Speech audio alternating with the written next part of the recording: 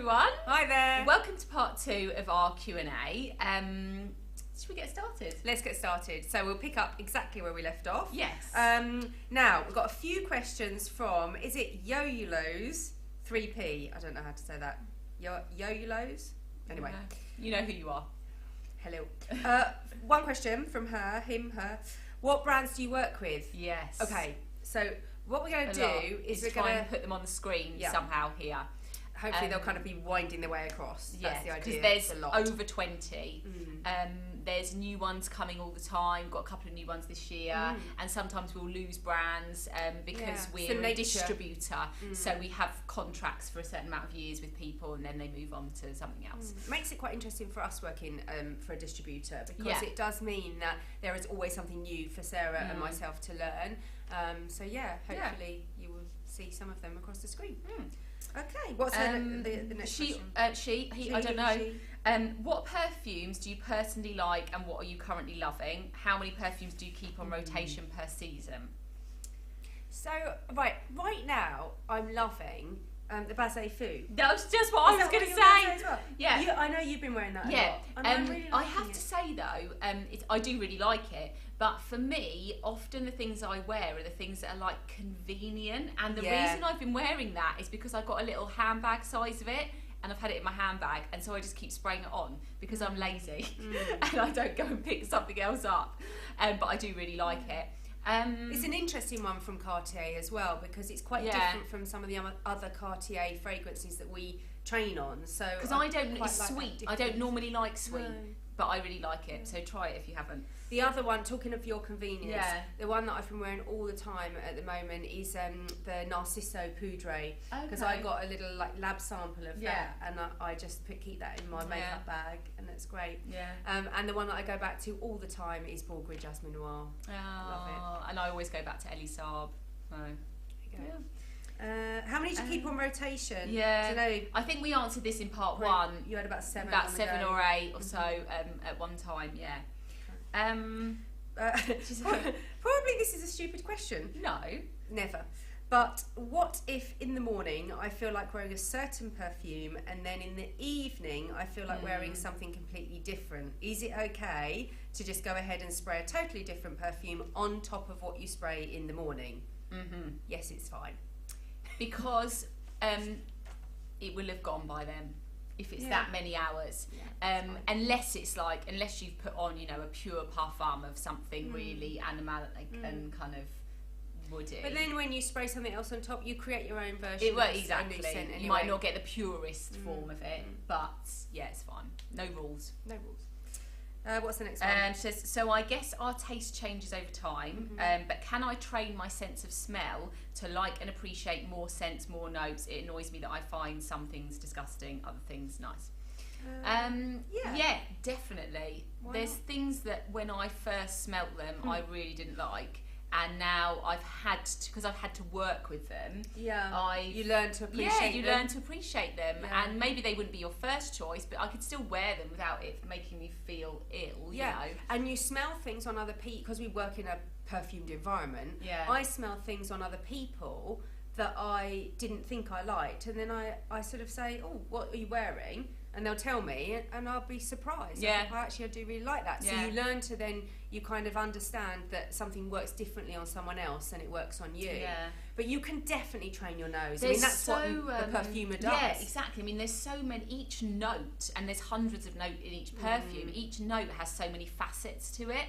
And so when a perfumer is studying at a school, they will literally sit there for days on end smelling like 100 different variations of lavender, and training their nose to be able to differentiate between them. So you definitely can train your nose. Brooklyn Rose says, your videos are so enjoyable. Thanks. Do you have any preferences for work safe fragrances? I hate it when people do that. Work safe. Sorry. Do you have any preferences for work safe fragrances? Something that won't annoy people. So I find, I'll be honest with you, it's so weird for me, that concept, because I've never worked in an environment where you can't just spray whatever you want on you. But I understand if you work in a hospital or something like that. Sorry, I just completely. I was at the gym the other day, and a lady who I see at the gym told me that they'd banned perfume spraying in her office. because someone complained. Oh my God. That's sad, isn't it? That is bad. You just need to have a word with that one person that's probably wearing something really horrific. Yeah.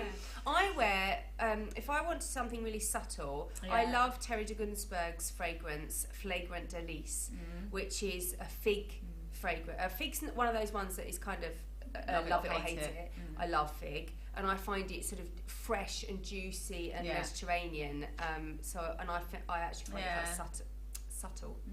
I quite like the Eau de Cartier collection. There's quite a few in there, and they're all quite subtle and kind of understated. Or any kind of cologne as well. I think it's quite good for work. We talked about clean fragrances in January. Yes, we did. So you could have a little look at that video as well. Yeah. Tallulah. Hi. You asked, you said, love your videos, thanks. And you said, my question is, before you got your fabulous career in the fragrance industry, did you have an interest, passion in perfume, or did that come later? You have my dream job, by the way. Aww. It's so funny. Like it's not as glamorous as it seems. No, it's not as glamorous as it seems, but we understand it is more glamorous than some jobs, so we're very lucky. Did you have an interest? Honestly, no. I'm not going to lie. I come from a family who don't wear perfume. I never was given any perfume. If you want to know more about my scent memories, hashtag scent memories, we did a video last year. I'll try and tag it up, leave it up below the description bar, on our memories. But yeah, I didn't really wear perfume at all until I started working in this industry. I'm going to tell you a story now, and I bought the bottle in. When I was little, really, really little, I was obsessed with my mum's perfume bottles. And this bottle, I don't know if you can see it here, I have no idea at all what this fragrance was. If you know, please tell us. And my mum doesn't remember. It's got no label on it. This, I mean, it must have been a pure perfume because it's like a miniature, tiny, isn't it? I don't know. Yeah. But my mum had this on her dressing table, and it was empty for a long time, but oh my God, it smells so strong. It's so strong. It's probably about 50 or 60 years old, this bottle, and it smells like the 50s, I think. It's not incredible. that I was there, but yeah. It smells like my talky, soapy, glamorous. And I remember she gave it to me when she didn't want it anymore. And I was thinking, oh, how amazing to work in such a lovely industry that leaves a memory inside an empty bottle. Because that's what it is, an empty bottle, and you take the lid off, and there's a memory inside. Yeah. It's amazing that. It's like a special thing. Yeah. So yeah, I guess that was my sort of passion. Yeah. Okay, going on to Casablanca Lily 822. So, you've got a few questions for us. Okay. Where do we start? Do the celebrity one. Okay, so question number one was, do celebrity fragrances get the same care as other fragrances when they are created? Often people bash celebrity fragrances, and I don't understand why. It's not as though the celebrities are actually making them. So, true that a large majority of celebrity fragrances, the celebrity has probably never worn them and not had much to do with them. They've maybe smelt it once in a meeting. But doesn't go for all. There are some celebrity fragrances that are quite credible. Yeah, and definitely. It depends how much involvement the celebrity wants. Like, for example, if I got famous and I was going to make a fragrance, you'd be making I'd be like, don't you make any decisions without me. But some people are just after the cash, so then there isn't much that goes into it. It's about the market. Yeah, and I think that if you think about the marketing of celebrity fragrances, they're marketing the celebrity, not the scent. Yeah. So a lot of the times people will buy a celebrity fragrances and not really care what it smells like because they're buying the name. Yeah. You know, they're buying the brand, not necessarily the fragrance. But the other thing to remember is that a lot of them are marketed towards the youth, like young teenage market. And therefore they don't want the price point of that end product to be too high because otherwise it would like price out that teenage market. So therefore, if you're not wanting an end product to be very expensive, you're not always going to spend a lot of money on the quality ingredients. Development of it. So some of them are made, you know, perhaps some are made with less quality ingredients that don't last so long. Yeah. And remember as well that, you know, there might be a short amount of time that celebrity has its peak of its career. Get it out quick. They need to make it quick. To capitalise on the but there's a place for these fragrances still, and that's why I definitely wouldn't bash them, because I think when I was young we didn't have them, and maybe I would have got into perfume at an earlier age because I would have been able to afford that kind of thing with my pocket money, and I couldn't afford to buy Chanel, you know. I mean, listen, J-Lo revolutionised the fragrance industry in early 2000s with Glow. I mean, that was massive. Britney Spears, Curious, massive. Sarah Jessica Parker's lovely, is really credible. I think the Beckham's fragrance is really credible. You know, there's lots and lots of ones there that really have made a difference in the industry. But they've got a place for sure. Okay. Your second question was, how does one go about purchasing a factice? I love them and would love to have some for display. Honestly, don't know. We've never sold them. Like, the company we work for has never sold them, or any of our client companies. Maybe on eBay you could find people selling them off. I know that people collect them. I've seen collections of them. But I'm sorry, I don't know about that one. Not as many companies make them nowadays as well as they used to. Well, there's not the shelf space. So there used to be these beautiful factice bottles, these empty dummy bottles, because you had a counter to put them on. But now shelf space is at a premium, and we don't have that luxury. Third question from Casablanca Lily at 822. How does one go about becoming a fragrance representative? I'm unsure whether people have that role in your country, but I thought I would ask anyway. Here, is that in the US? Yeah. In the US, you see them in department stores about once a month, and they create baskets, encourage customers to sample and promote sales, blah, blah, blah. I guess that's like a sales manager. Yeah, we maybe don't have that exact role here, but it's a kind of sales manager who has like an area that they look after the sales for. Again, like we said in part 1 of this video about getting into the business, just get in and work your way up. Maybe start working on the shop floor, and then the next progression would be to like a field-based role like that. I was thinking about that though as well. And if you're good at sales, if you can sell, then you can sell anything. You know, because selling is more about the way that you build rapport with your customer, absolutely, than about product knowledge. So if you go and work for, I don't know, car sales, or something. And you're great. In fact, we have a great consultant who works on the shop floor who used to be a car salesperson. And if you are recognised as great in that field of selling, you can easily make the transition across to perfumery. Is another thing to sell. Just to say, with the idea of working in store, we do work in store as well. So sometimes we'll go on counter for promotions, or we'll do events where we do like a day where we'll talk to customers and do one-to-one consultations. Okay, Gita Anastasia, you asked, what kind of perfume notes do you love? Oh God, you asked loads of questions. What kind of perfume notes do you love, since it's hard to pick the most favourite perfumes? So kind of notes I love are rose, rhubarb, which is quite specific, and orange blossom. Anything that's kind of radiant, sunny. Yeah, that's you. I like powdery stuff. I like iris. I like jasmine. I like fig. Talk about fig. I like fig. Okay. Question 2 was how to spot fake perfumes, since I have to buy some of the perfume brands online, don't have the original reference. It's hard to spot online. It's really hard. Nowadays the fakes are really good, and if you can see it in person, sometimes you can feel by like the texture of the packaging, or the thickness of the glass, or the font of the name. But I have to say, I would always buy my perfume, if I'm buying it online, from an authorised supplier.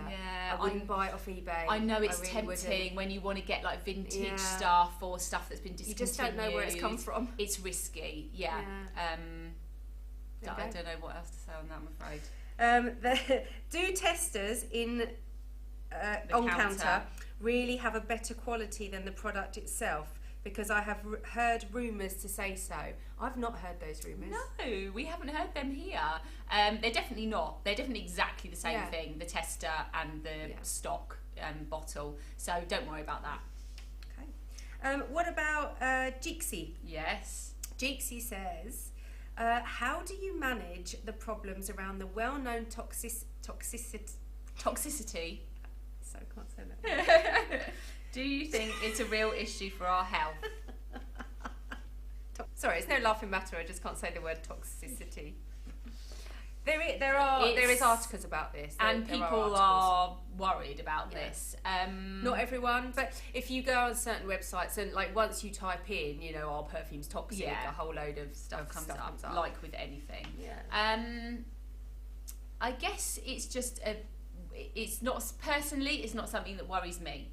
No, I'm sure that there is nothing that's been proven in humans from perfumes to have any kind of dangerous effect. People get worried about certain ingredients. They get worried about allergens, and they get worried about parabens. There are certain types of nitro musk type ingredients. But to be honest with you, you would find stuff with parabens in like cleaning products and in food even. It's something that preserves things, so preserves products. You actually give some quite nice advice. I just think that it depends how you want to live your life. If you want to worry about that kind of thing and pick and choose and, you know, pick holes in everything, then that's totally up to you and that's your decision. But I think you've got more chance of getting run over by a bus. So I would rather enjoy the nice things in life, like perfume and skincare products and foods that I like, and take that little tiny risk that there might even be some kind of risk. I think you know if you are going to have a reaction to something. You know if you're allergic to perfumes and irritated. Allergic reaction. You know if you get really headachy every time perfume is sprayed, don't wear it. There is a rash on your skin, absolutely don't wear it. You know, that's a choice. But if you enjoy wearing it, don't let that enjoyment be stopped by thinking that there could possibly be something that's not really been proven. Nowadays as well, you've got regulatory bodies. I mean, IFRA, who are the International Fragrance Association, and EU law, I mean, they regulate and do safety tests. So, you know, there are, and also nowadays, a lot of perfumers are extracting the bit of the ingredient that's supposed to be allergenic.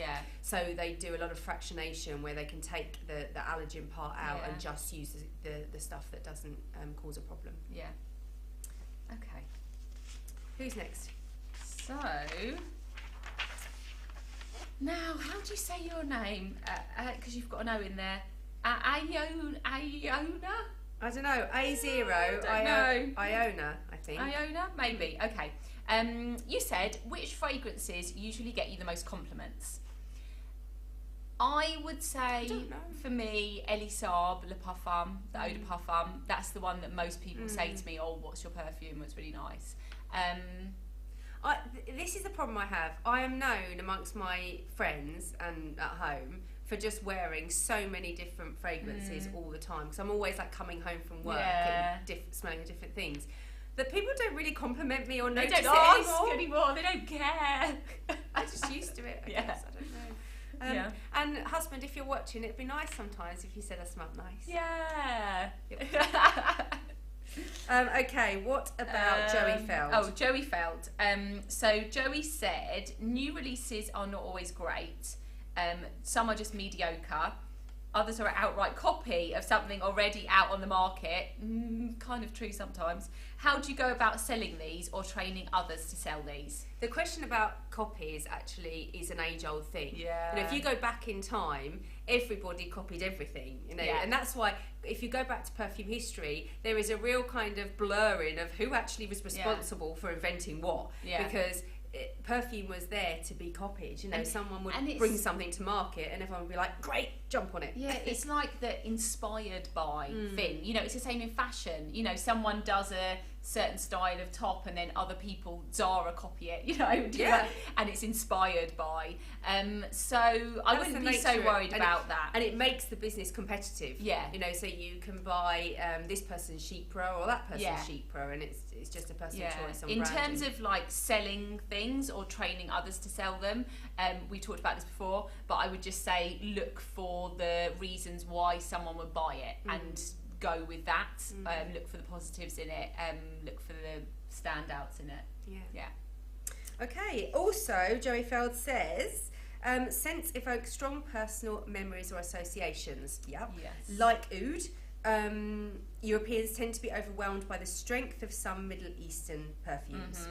Okay, what are some trends across different I can't say this word ethnicity. Thank you. Ethnicity or backgrounds you've seen where people gravitate towards or display a strong distaste for. Yes. Yeah, I mean, definitely there has been a thinking that different cultures go for different types of scents. Yeah. But the lines are blurring now, I think. Very much so, because of like international travel and the internet and all YouTube and things like that. But traditionally, Middle Eastern people like things with oud and heavy and woody and animalic, also maybe with things like rose. Yeah. Although, again, a lot of our Middle Eastern clients in the UK, we're noticing that there is a shift towards different ingredients in perfumes when they come here, because they might say to our perfume consultants, I can buy that oud at home, I don't need oud here, I might buy patchouli or tuberose or something here. And traditionally, in Asia, they actually didn't wear perfume really at all, and it's skincare only is more skincare is much bigger. But recently, perfume sales have grown a lot in Asia, and it tends to be more of the kind of delicate floral scents, a lot of rose fragrances, maybe cleaner. Exactly.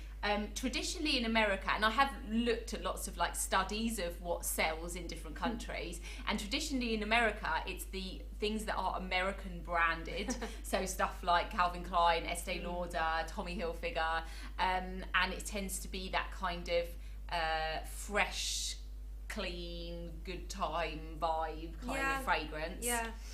There's been quite a trend in Western cultures for like a sort of sweeter, fruity, gourmandy scent. I mean, certainly since the 1990s, a lot of the Western world have really embraced that sort of sweet, cakey, gourmandy type scent, for sure. It's why it's so big.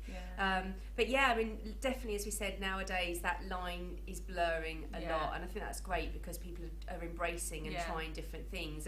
And you mentioned oud on here. There are so many kind of westernized ouds that are around where they don't necessarily smell that much like the traditional oud of the Middle East. So I think that's it. That was our last question. So that was quite a long video. That was quite long. If you stayed till the end, then thank you for that. You're committed. Maybe we'll do another Q&A, in a few months or so, and we've got some other questions. But thank you for submitting your questions if you did. Thank you. And thanks for watching. We'll see you again soon. Bye.